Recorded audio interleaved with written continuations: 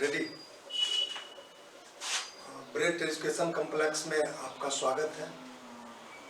पिछले क्लास में हम लोग सेक्सुअल रिप्रोडक्शन के बारे में पढ़े थे, पुष्पीय पौधा में लैंगिक जनन, जिसमें हम लोग फूल की संरचना और उसमें जनन अंग के बारे में विस्तार से पढ़े थे।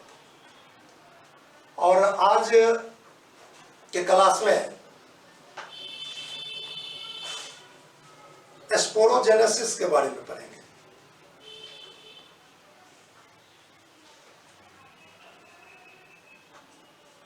स्टामेन के एंथर में परागकण का निर्माण होता है और परागकण को माइक्रोस्पोर कहा जाता है। और इसी तरह से कार्पेल के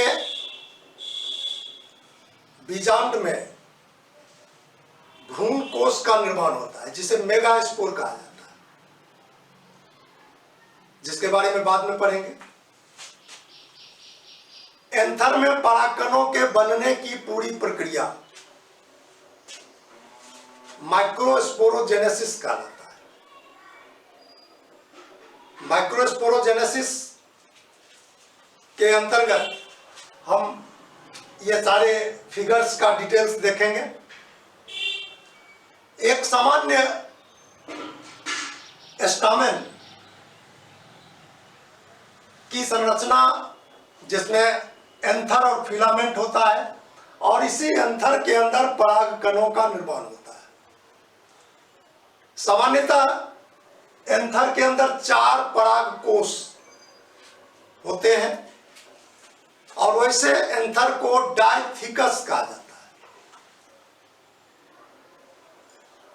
बिल्कुल अर्ली स्टेज में जब फूल कली की अवस्था में होता है, उस समय अगर एंथर की आंतरिक संरचना देखते हैं तो उसकी आंतरिक संरचना में सभी कोशिकाएं बिल्कुल एक जैसी होती हैं, जैसा कि इस फिगर में दिखाया गया।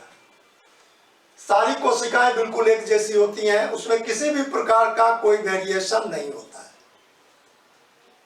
उसके बाद जब कली फूल के रूप में परिवर्तित होने लगता है तो एंथर के अंदर उसके चारों कोनों पर एक एक कोशिका आकार में बड़ा हो जाता है और इसी कोशिका को बाद में परागकोश बनना है, जिसके अंदर परागकण बनना है।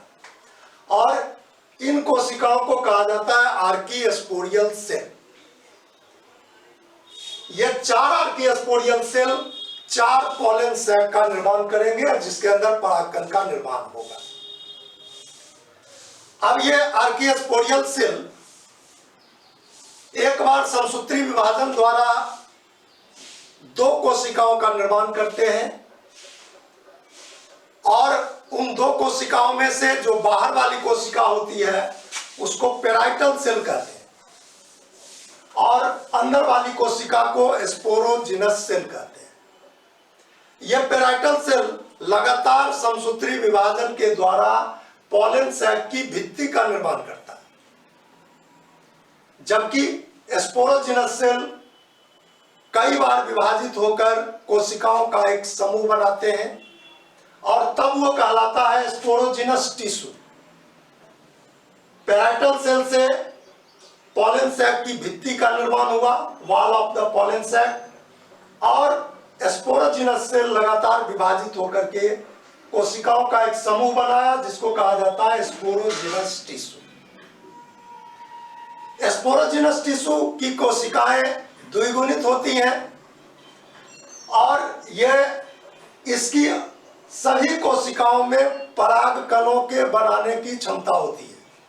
इसलिए स्पोरोजिनस टिश्यू की कोशिकाओं को माइक्रोस्पोर मदर सेल्स कहते हैं। स्पोरोजिनस टिश्यू की सभी कोशिकाएं माइक्रोस्पोर मदर सेल कहलाती हैं, जिससे परागकणों का निर्माण होता है।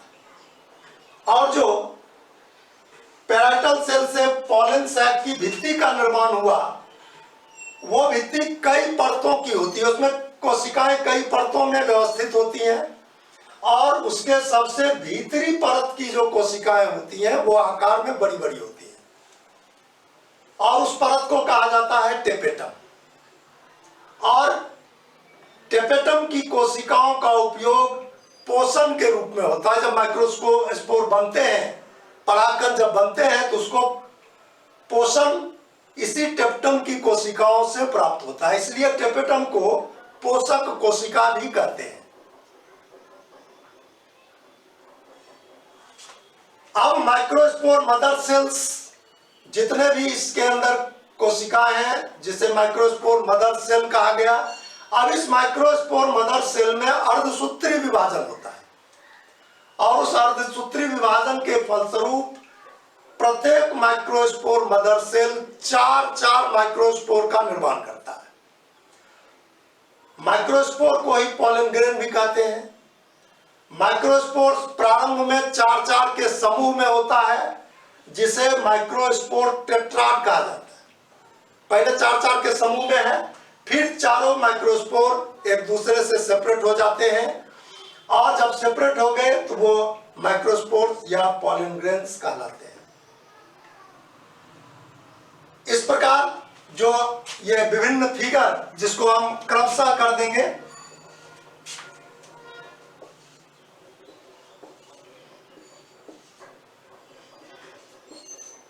ये 6 फिगर्स हैं और इसको इसी क्रम में बनाना, एक सामान्य एंथर से लेकर के फिर ये यंग एंथर का ट्रांसवर्स सेक्शन दिखाया गया, जिसकी कोशिका एक जैसी हैं। फिर उसमें आगे की अवस्था में उसमें 4 कोशिकाएं 4 कोनों पर जो बड़ी हो गई है, जिससे पॉलन सैक बनेगा, उसको आर्कियोस्पोरियल सेल्स कहा गया। आर्कियोस्पोरियल सेल्स विभाजित होकर के पेराइटल सेल और स्पोरोजिनस सेल्स बनाया और ये पेराइटल सेल भित्ति का निर्माण किया, जबकि स्पोरोजिनस सेल माइक्रोस्पोर का निर्माण करेगा। वो विभाजित होकर के पहले कोशिकाओं का समूह बनाया, स्पोरोजिनस टिश्यू। स्पोरोजिनस टिश्यू की प्रत्येक कोशिका को माइक्रोस्पोर मदर सेल कहते हैं, जो अर्धसूत्री विभाजन द्वारा 4 माइक्रोस्पोर्स का निर्माण करता है। तो इस प्रकार माइक्रोस्पोर के निर्माण की प्रक्रिया पूरी होती है। माइक्रोस्पोर को मेल गैमेटोफाइट कहा जाता है। मेल गैमेटोफाइट इसलिए कि माइक्रोस्पोर के अंदर ही नर युग्मक या मेल गैमेट का निर्माण होता है। तो इसके बाद अभी हम माइक्रोस्पोर की संरचना के बारे में देखेंगे और उसमें यह देखेंगे कि फिर किस तरह से उसके अंदर गैमेट का फॉर्मेशन होता है।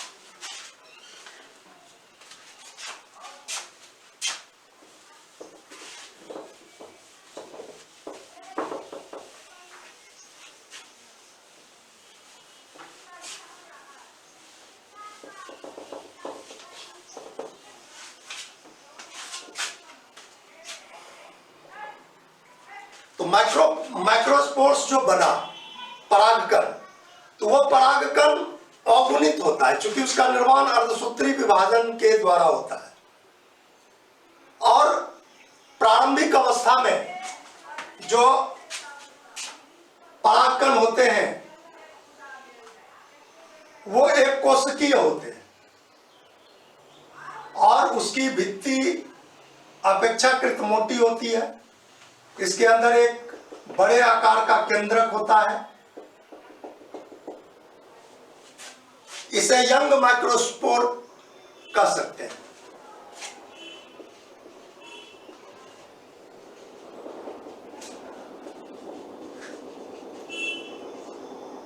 उसके बाद माइक्रोस्पोर का केंद्रक एक बार विभाजित होता है समसूत्री विभाजन द्वारा और 2 असमान आकार के केंद्रक का निर्माण करता है, जिसमें से बड़े आकार वाले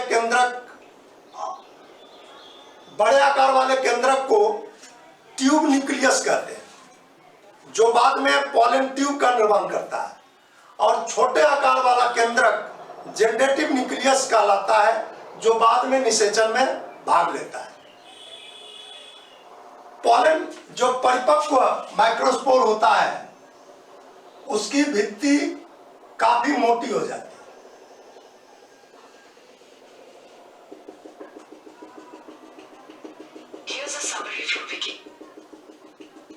इसकी भित्ति काफी मोटी हो जाती है और इसकी बाहरी सतह रफ होता है। इस रफ सतह को एक्जाइन कहते हैं और इसके भीतरी स्मूथ सतह को इंटाइन कहा जाता है। एक्जाइन और इंटाइन। इसकी भित्ति में एक या एक से अधिक जगह पर इसकी भित्ति पतली होती है जहां से पोलन ट्यूब बाहर निकलता है। इस पतले भाग को कहा जाता है जर्मपूर।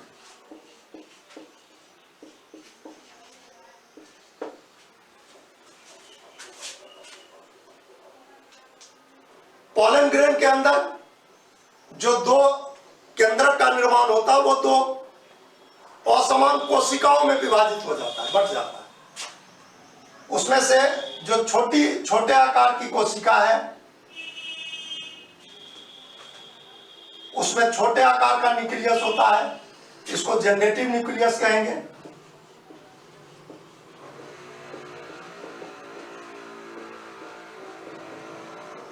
Generative nucleus. और इस कोशिका को कहा जाता है जनरेटिव सेल। जनरेटिव न्यूक्लियस और जनरेटिव सेल। जबकि बड़े आकार वाली कोशिका और बड़े आकार का न्यूक्लियस जो होता है ये कहलाता है ट्यूब न्यूक्लियस और ट्यूब सेल।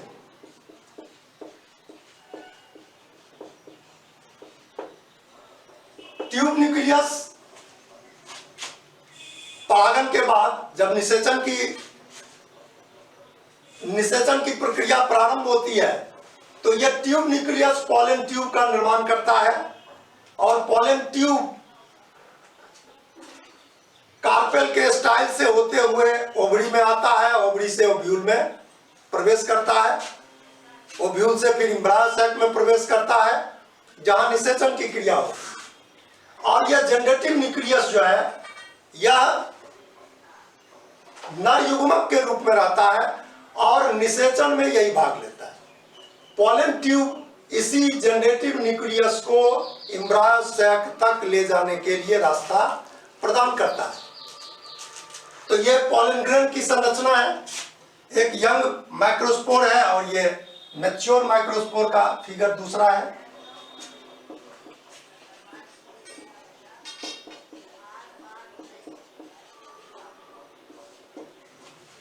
अगले क्लास में मेगा स्पोरोजेनेसिस के बारे में हम लोग पढ़ेंगे जिसमें एम्ब्रायो सैक के निर्माण की प्रक्रिया और उसकी संरचना के बारे में पढ़ेंगे। आज इतना ही।